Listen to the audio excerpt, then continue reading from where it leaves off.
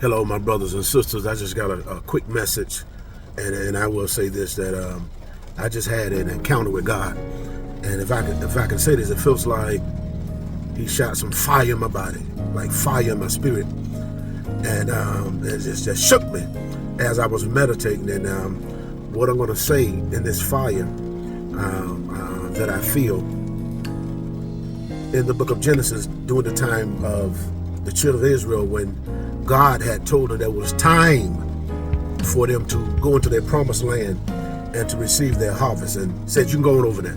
And so when they went in there, and but what God noticed was that when they went in there, God told them to drive all of the enemy, all the Canaanites out. But what the children of Israel did, they allowed them to stay because of their emotional attachment, because of merchandise, of selling and trading and buying goods, and being afraid. And God told them that they can stay. They can stay. But if they stay, they will be a thorn in your flesh and a stickler in your eyes. He said, a thorn in their flesh and a stickler in their eyes.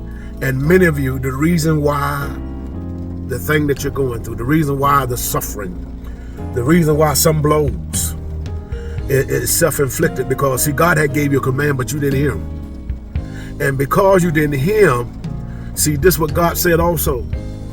They can stay, but they're gonna beat you. And so many of you are being beat. You're being beat with depression. You're being beat with panic attacks. You're being beat with loneliness. You're being beat. And so, but God said there's a caveat, and there's a way out of all of this. And God told them that all you got to do is just put them out. Separate yourself. Remove yourself from them. And so this is your answer. You don't have to suffer. You don't have to feel like you're being hoodwinked. You don't have to feel like you're being bamboozled. You don't have to take the beating. You can stop the beating with obedience. And the obedience is doing what God told you to do. And He told you to separate yourself. He's told you to become that standard. He's told you to become that voice. He told you what to do. And until you do what He told you to do, my brothers and sisters, you will stay in this condition. You will feel this way. And so it's either suffer this way or find peace by doing how God said for and what you should do.